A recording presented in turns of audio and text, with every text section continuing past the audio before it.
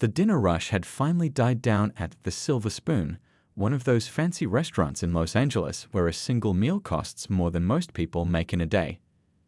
Tina wiped sweat from her forehead and tucked a loose strand of hair behind her ear. At 28 years old, she'd been waiting tables for 7 years now while trying to finish her degree in political science. Just 3 more tables and I'm done, Tina muttered to herself, glancing at the clock. That's when the front door opened and a man walked in alone. The hostess seated him in Tina's section, a bearded guy in a simple black t-shirt and jeans. Nothing special about him except maybe his kind eyes, though she barely noticed those at first. Tina approached his table with her customer service smile firmly in place. "Welcome to the Silver Spoon. Can I get you something to drink while you look at the menu?" The man looked up with a gentle smile. "Just water is fine, thanks." His voice was soft, almost quiet, not what you'd expect in a place where people usually try to show off how important they were. As Tina walked away to get his water, she noticed how he wasn't on his phone like most customers. Instead, he pulled out a folded newspaper from his jacket pocket. She couldn't help but notice the headline as she returned with his water, something about tax cuts for the wealthy. One of those conservative papers her uncle was always reading. "Ready to order?" she asked, trying to keep the judgment out of her voice. "I'll just have the grilled salmon and a side salad, please," he said, folding up the paper. "Nothing fancy." "Sure thing." Tina scribbled down his order, adding under her breath as she turned, "At least you're not eating up all the resources like your newspaper suggests." She didn't think he heard her, but a slight change in his expression told her otherwise. He didn't say anything though, just nodded politely. Back at the service station, Tina's coworker Riley was refilling salt shakers. "Got another one of those rich guys who thinks they're being modest by ordering the cheapest thing on the menu," Tina whispered, nodding toward the bearded man's table. "What makes you say that?" Riley asked. "The conservative newspaper for one, plus that humble act. I've seen it before. They come in here trying to look like regular people while their bank accounts have more zeros than we'll see in our lifetime." Riley shrugged. "Maybe. Or maybe he's just a guy having dinner." The kitchen bell rang, and Tina grabbed her other table's orders. For the next 20 minutes, she moved efficiently between tables, refilling drinks and checking on meals. Each time she passed the bearded man, she noticed how he was just watching people. Not in a creepy way. More like he was taking it all in, the family celebrating a birthday, the business people making deals, the young couple on what was clearly a first date. When she brought his food, he thanked her with such genuine warmth that it threw her off for a second. "Everything look okay?" she asked automatically. "It's perfect, thank you," he said. Then, gesturing to the charity envelope holder on the table, part of the restaurant's monthly fundraiser for a local children's hospital, he asked, "Could I have one of those donation envelopes, please?" Something about his request irritated her. Maybe it was the long shift or the fact that her tip from the previous table had been insulting, or maybe it was just seeing that newspaper. Before she could stop herself, Tina let out a small, sarcastic laugh. "Sure, one donation envelope coming right up. Because a few dollars makes all the difference in the world when you probably don't even know what real struggle looks like." She immediately regretted saying it. It was unprofessional and just plain mean. But instead of getting angry, the man just looked at her with those kind eyes that seemed to hold something deep and sad behind them. "We all struggle in different ways," he said quietly. "Sometimes what we see on the surface is just a tiny piece of someone's story." Tina felt her cheeks flush. She mumbled an apology and hurried away to get the envelope, not realizing that this simple interaction would soon turn her entire worldview upside down. Tina couldn't shake off her embarrassment as she walked back to the kitchen. She hadn't meant to be so rude to the bearded man, but something about his quiet confidence rubbed her the wrong way. She grabbed the charity envelope from beside the register and took a deep breath. "You okay?" Riley asked, loading drinks onto a tray. "You look like you just swallowed a lemon." "I said something stupid to that guy with the newspaper," Tina admitted. "I don't know what got into me." Riley glanced over at the man's table. "Well, he doesn't look upset. Maybe he didn't notice." Yeah, maybe. But Tina knew better. The way he had looked at her, not angry, just understanding, made her feel even worse. She dropped off the envelope at his table with a quick, Here you go, not quite able to meet his eyes. He thanked her warmly, as if she hadn't just insulted him. As her shift dragged on, Tina found herself glancing repeatedly at the bearded man. He ate slowly, occasionally writing something in a small notebook. His quiet presence somehow made her more aware of how loud everyone else was, the businessmen at table 7 bragging about their latest deals, the group of friends taking selfies with their expensive cocktails. "Can you believe these people?" Tina whispered to her co-worker Pam as they stood by the service station. "Especially that guy with the conservative newspaper. Probably some tech bro who thinks he's better than everyone because he wears normal clothes instead of flashing his money around." Pam raised an eyebrow. "What's he done to get under your skin?" "Nothing specific," Tina admitted. "Just look at him, sitting there all mysterious. I bet he's one of those rich guys who comes to places like this to feel superior while pretending to be one of the people. You know the type." "Not really," Pam said with a shrug. "But he left you a tip on the charity envelope. I saw him put something in." Tina rolled her eyes. "Probably just a few dollars so he can feel good about himself." These wealthy types love to throw pennies at problems and call themselves heroes. The restaurant manager, Mr. Chen, happened to be walking by and gave Tina a sharp look. "Is there a problem with one of our guests?" he asked quietly. "No, no problem," Tina said quickly. "Just making conversation."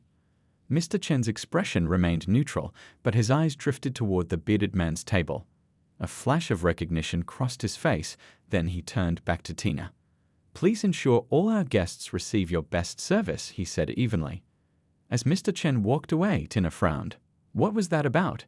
He looked at that guy like he recognized him. "Maybe he's a regular," Pam suggested.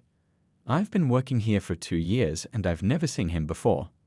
When the bearded man asked for his check, Tina brought it promptly, still feeling awkward about their earlier interaction. He looked up from his notebook and smiled at her. His eyes were kind, with tiny wrinkles at the corners that made him seem trustworthy somehow. "Was everything okay with your meal?" she asked mechanically. "It was excellent, thank you." He hesitated, then added, "I hope your evening gets better." That caught her off guard. "What makes you think my evening isn't going well?" "Just an observation," he said gently. "Sometimes we carry our struggles with us, even at work." Something about his words hit too close to home. Tina had been stressing about rent, her upcoming exams, and her mother's health issues. But how could this stranger know any of that? "Well, some of us have real problems," she muttered, loud enough for him to hear. "Not just what charity to throw money at." The man didn't react except for a slight softening around his eyes. He paid his bill in cash, including a generous tip that Tina noticed with a mixture of surprise and stubbornness. As he stood to leave, he folded the donation envelope and placed it in the charity box by the door. Only after he left did Tina notice he'd written something on his napkin: "Kindness costs nothing but means everything." The handwriting was surprisingly elegant, almost familiar somehow. "Do you know who that was?"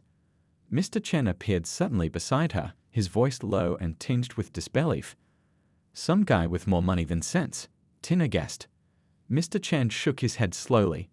"Tina, that was Keanu Reeves." Tina stared at Mr. Chen, certain she'd misheard him. "I'm sorry, what did you say?" "That was Keanu Reeves," Mr. Chen repeated, his eyes still fixed on the door where the bearded man had disappeared moments ago. "The actor.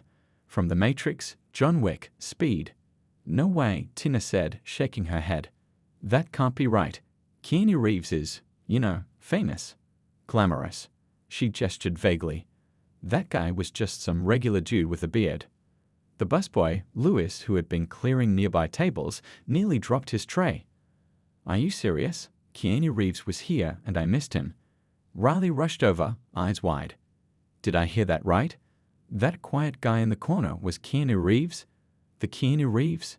"Yes," Mr. Chen said firmly. "He comes in occasionally. Always alone, always polite, never makes a fuss. He likes his privacy, which is why I don't point him out to the staff." Tina felt her stomach drop. But he didn't look like a movie star. He was just normal. "That's kind of his thing," Riley said excitedly, pulling out her phone. "Look." She quickly pulled up photos of Keanu Reeves, showing them to Tina. Some showed the clean-shaven, suited-up version from red carpet events, But others, more recent ones, showed a man with longer hair and a beard. A man who looked exactly like their quiet customer. "Oh my God," Tina whispered, the horror of realization washing over her. She remembered every snippy comment, every eye roll, every muttered judgment she'd made within his earshot. Her face burned with embarrassment. "I was so rude to him." "What did you do?" Louis asked, his expression a mixture of curiosity and disbelief. I made comments about his newspaper. I basically called him a rich, privileged jerk who doesn't know what struggle is." Tina covered her face with her hands. "I can't believe I said those things to Keanu Reeves of all people. Who treats a customer like that anyway?" Mr. Chen said, his voice firm but not unkind. "Famous or not." Tina couldn't argue with that. She felt ashamed not just because the man turned out to be famous, but because Mr. Chen was right. She shouldn't treat anyone that way. "I know, I'm sorry. I was having a rough day, but that's no excuse." "Well, if it makes you feel any better, I doubt he was offended," Riley offered. "Everything I've ever heard about him says he's, like, the nicest guy in Hollywood." "That almost makes it worse," Tina groaned. "He was so polite even after I was a total jerk." As her shift ended, Tina couldn't stop thinking about the encounter. She gathered her things from the break room, the napkin with his handwritten note carefully folded in her pocket. "Kindness costs nothing but means everything." The words kept repeating in her head. Pam found her sitting on a bench outside the restaurant, staring into space. "You okay? You look like you've seen a ghost." "I might as well have," Tina said. "I just found out that the guy I was rude to all night was Keanu Reeves." Pam's jaw dropped. "No way. The John Wick guy? For real?" Tina nodded miserably. "And I was horrible to him because I thought he was just some rich conservative. I feel like the world's biggest idiot." "Well, that's a pretty big mistake," Pam agreed, sitting down beside her. "But it's not the end of the world. It's not like you'll ever see him again, right?" "That's not the point," Tina said, pulling out the napkin. "Look what he wrote. Even after all my rudeness, he left me this." Pam read the note and whistled softly. Wow. That actually sounds like him, based on what you hear about the guy." "I know," Tina said quietly. "I judged him completely wrong. What else have I been wrong about?" The ride home on the bus was unusually quiet. Instead of scrolling through social media as she usually did, Tina found herself thinking about the soft-spoken man, Keanu Reeves, and how he'd responded to her rudeness with kindness. How he'd seemed to see something in her that even she didn't see in herself. When she got home to her tiny apartment, she did something she hadn't planned. She opened her laptop and typed, "Keanu Reeves' real-life stories." What she found would change her perspective forever. Tina sat cross-legged on her bed, the glow of her laptop illuminating her face in the dark room. It was already past midnight, but sleep was the furthest thing from her mind. What had started as a quick search about Keanu Reeves had turned into hours of reading articles, watching interviews, and scrolling through social media posts from people who had met him. "This can't all be true," she whispered to herself, rubbing her tired eyes. But the more she read, the clearer the picture became. The first article she found detailed how Keanu had given away millions of dollars from his Matrix earnings to the special effects and costume design teams. "I have enough," he had reportedly said. "They're the ones who made the movie work." Another story described how he regularly took pay cuts so that productions could afford to hire other actors he thought would be perfect for roles. There were countless reports of him riding the subway, standing up to offer his seat to others, and waiting in line like everyone else despite his fame. But it wasn't just his humility that struck Tina, it was the tragedy in his life. "Oh my God," she gasped, reading about how his girlfriend Jennifer Syme had given birth to their stillborn daughter Ava in 1999, only to die herself in a car accident less than 2 years later. Tears welled in her eyes as she read how Keanu had never fully recovered from these losses, but had somehow turned his pain into kindness toward others. She found videos of fans meeting him, regular people describing how he had taken time to talk with them, sign autographs, or take photos without any of the celebrity attitude she'd assumed someone of his status would have. "I bumped into him at a coffee shop," one woman wrote. "I was having the worst day, and he could tell. He asked if I was okay, and we ended up talking for 15 minutes. He listened like I was the only person in the world. Tina thought about her own interaction with him, how he'd seemed to sense her struggles. Sometimes we carry our struggles with us, even at work, he had said. Had he actually seen through her tough exterior? A video began playing automatically, an interview where Keanu was asked about his reputation for being exceptionally kind. "I don't think kindness is exceptional," he said in that same soft voice she recognized from the restaurant. "I think it's just human. We all have our battles, our losses, our victories. Being kind is just acknowledging that we're all in this together." Tina paused the video, staring at his face, the same face she had sneered at just hours ago. She felt a knot form in her throat. Next, she found articles about his sister Kim's battle with leukemia and how Keanu had become her caretaker, donating millions to cancer research. He had put his life on hold to be there for her during her treatments. "I criticized him for not knowing what struggle is," Tina whispered to herself, remembering her words at the restaurant. "And he's lived through more pain than I can imagine." She clicked on another link and found pictures of Keanu's modest lifestyle. Despite being worth hundreds of millions, he lived in relatively normal apartments for years. He was known for wearing the same clothes until they wore out, for giving away money to homeless people he encountered, and for founding a private cancer foundation without attaching his name to it. The more Tina read, the smaller she felt. Her judgment had been so incredibly wrong, so unfair. She had assumed the worst about him based on nothing but a newspaper and her own prejudice. At 3 in the morning, she finally closed her laptop, her mind spinning with everything she'd learned. The napkin with his handwritten note sat on her nightstand. "Kindness costs nothing but means everything." Those words hit different now. They weren't just some empty platitude. They were the life philosophy of a man who had every reason to be bitter, every excuse to be selfish, but who chose kindness instead. Tina lay back on her pillow, staring at the ceiling. "I've been such an idiot," she whispered to the empty room. Her cheeks burned with shame as she remembered every snide comment she'd made. She picked up her phone and sent a text to her roommate who was working the night shift. "You won't believe who came into the restaurant tonight. And you really won't believe how badly I messed up." Then, as she finally drifted towards sleep, a thought occurred to her. The Silver Spoon had plenty of regular customers. What if Keanu came back? The possibility filled her with equal parts dread and hope. The week after her embarrassing encounter with Keanu Reeves dragged by for Tina. Every time the restaurant door opened, her heart jumped. Every bearded man who walked in made her do a double take. She had told her coworkers not to mention what happened, but she could feel their knowing looks whenever a customer with long dark hair entered the restaurant. "You're being ridiculous," her roommate Dee told her while they shared breakfast before Tina's Friday shift. "What are the chances he'd come back so soon? And even if he does, who cares? Just apologize and move on." "You don't get it," Tina groaned, pushing her cereal around the bowl. "I didn't just make a little mistake. I was horrible to one of the nicest celebrities on the planet. I can't just say, 'Oops, my bad,' and expect that to fix it." "Well, you can't avoid going to work forever," Dee pointed out. "So you'd better figure out what you're going to say if he does show up again." All day at work, Tina rehearsed different apologies in her head. None of them seemed good enough.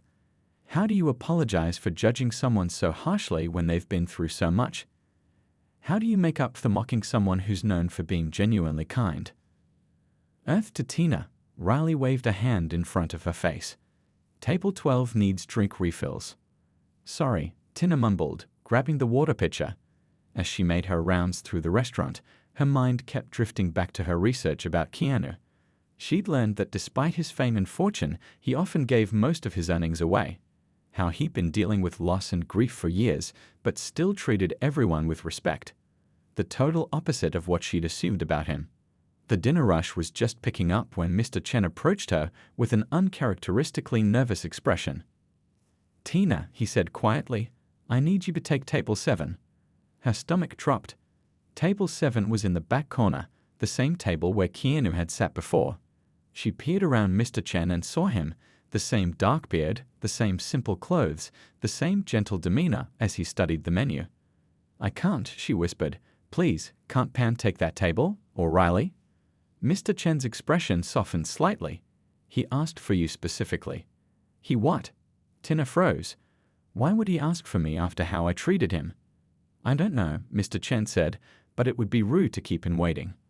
With her heart pounding so hard she could feel it in her throat, Tina smoothed her apron and walked to table 7. Each step felt like walking through deep mud. Keanu looked up as she approached, and a small smile formed beneath his beard. Hello again, he said, his voice just as gentle as she remembered. Hi, Tina managed, her own voice barely above a whisper. Thank you for coming back. The food was good, he said simply. I thought I'd try the steak this time. There was an awkward pause.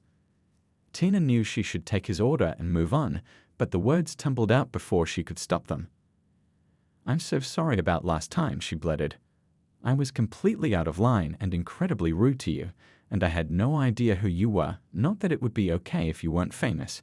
It wouldn't be okay to treat anyone that way. But I just wanted to say that I'm really, really sorry, and I understand if you want a different server. She finally took a breath, her cheeks burning. Keanu watched her with those kind eyes that seemed to see right through her.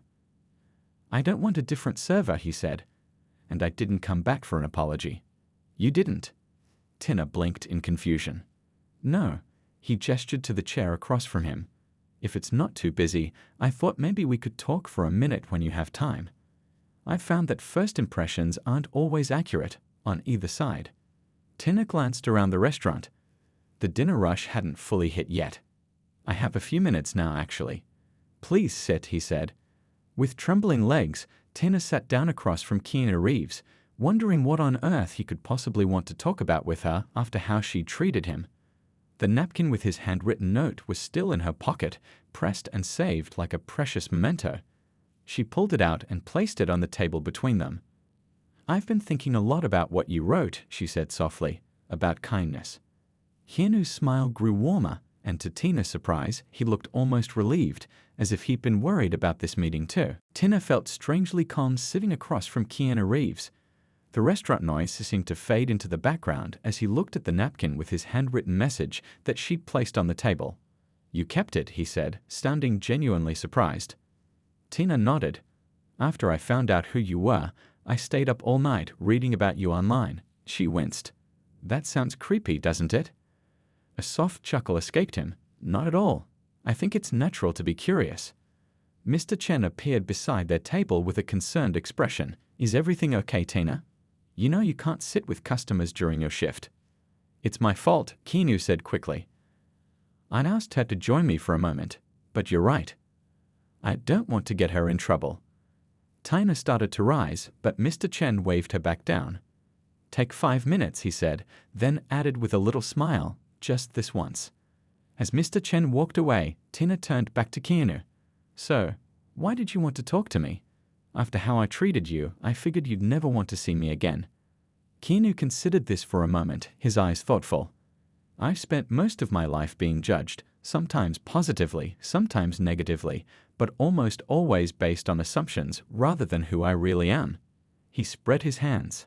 That's the nature of being in the public eye, I suppose. But I was so rude to you, Tina insisted. I made all these assumptions just because of a newspaper you were reading. That's exactly my point, he said. We all do it. We see a small piece of someone and think we understand the whole picture. He paused, taking a sip of water. I made assumptions about you two, you know. That caught her off guard. You did? What kind of assumptions? When you made those comments about privilege and struggle, I could have gotten angry. But instead, I wondered what in your life made you see the world that way. I wondered what struggles you might be facing. Tina felt her throat tighten. Nobody ever asked about her struggles. They just saw a waitress with an attitude. My mom's sick, she found herself saying. Cancer. I'm putting myself through school while helping with her medical bills. Some days it feels impossible. Keanu nodded, his eyes reflecting a deep understanding. My sister had leukemia, he said quietly. I know something about that kind of fear. I read about that, Tina admitted. That's part of why I felt so terrible. Here I was judging you for not understanding struggle when you've been through so much. Pain isn't a competition, Keanu said gently. Your struggles are just as real as anyone else's. A comfortable silence fell between them. Tina glanced around the restaurant. noticing that more tables were filling up. I should probably get back to work soon. Before you go, Keanu said, leaning forward slightly, can I ask you something? What made you assume I was? What was the term you used with your coworker? A rich conservative? Tana felt her cheeks flush. The newspaper mainly. And I guess? I don't know. You seemed so calm and content. In my experience, people who are struggling don't have that kind of peace. Keanu smiled. That's an interesting perspective. But peace isn't about what you have or don't have. It's about how you see what you have. A call from across the restaurant caught Tina's attention.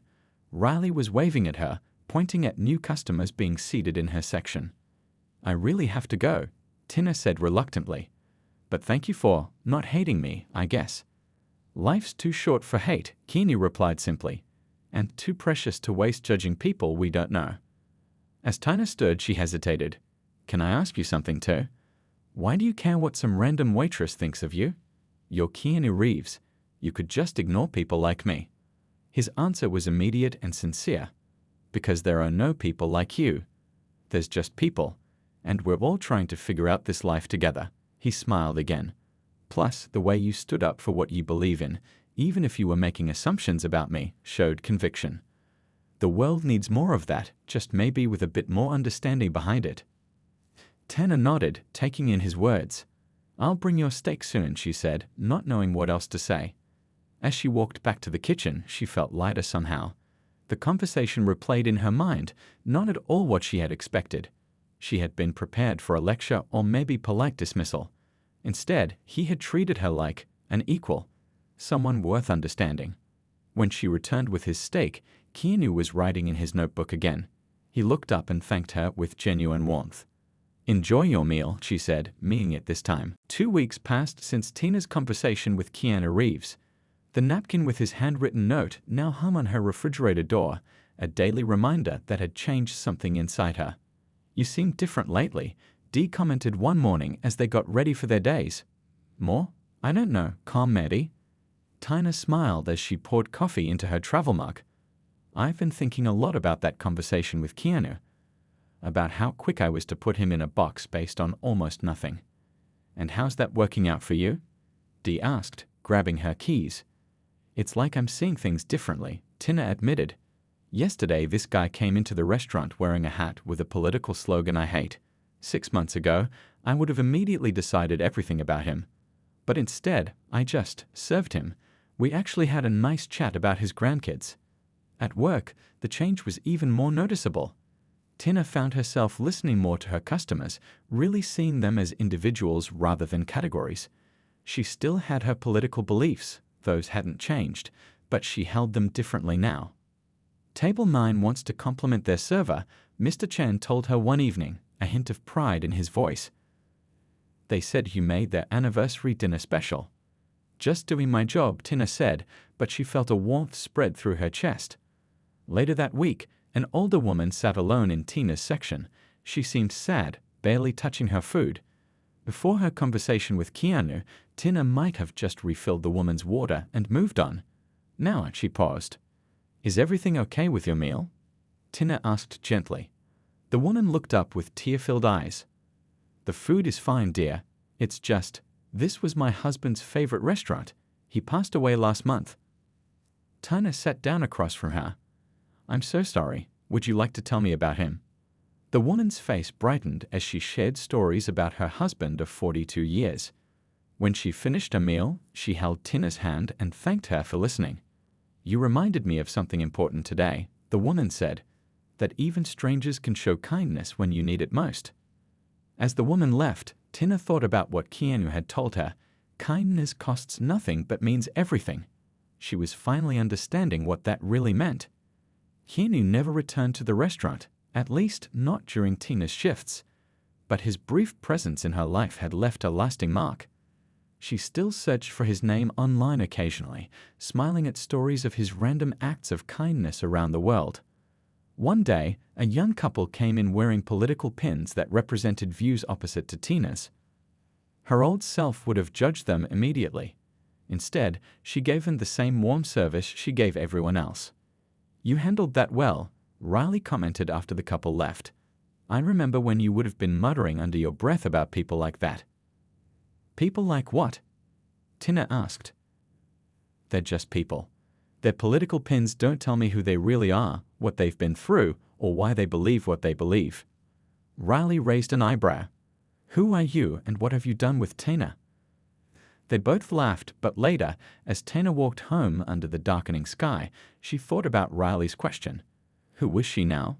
Still the same person with the same values and beliefs, but with a new understanding that the world wasn't as black and white as she once thought. When her mom called that evening to talk about her latest doctor's appointment, Tina shared the story of her encounter with Keanu Reeves. "The strange thing is, Mom," she said, "people keep asking me what it was like to meet someone famous. But that's not what stays with me. What I remember is how he made me feel seen, really seen, even after I was unkind to him." "Sounds like you learned something important," her mom said. Turner looked at the napkin on her refrigerator, the words now etched in her heart as much as on the paper. "Yeah," she said softly. "I learned that you never really know someone's story until you take the time to listen, and that the labels we put on each other, liberal, conservative, rich, poor, famous, ordinary, they're just shortcuts that keep us from seeing the actual person standing in front of us."